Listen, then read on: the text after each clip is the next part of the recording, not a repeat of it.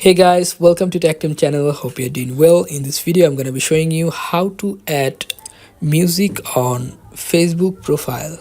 So let's go to Facebook first. Now click on bottom right corner your profile icon. Then click on your name. Now scroll down and you'll find here two things, reel and live. Click on reel. Now go to music. Now just choose one music you want to keep on, or just write here any music you want to add, like this.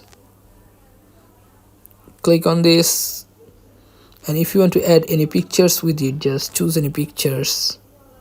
Now just click on next. Okay, now if you click on this blue button share now, your music will be shared in your profile. So guys, this is how you can add music in Facebook. So guys, if you find this video helpful, then please give it a thumbs up and don't forget to subscribe for watching the video.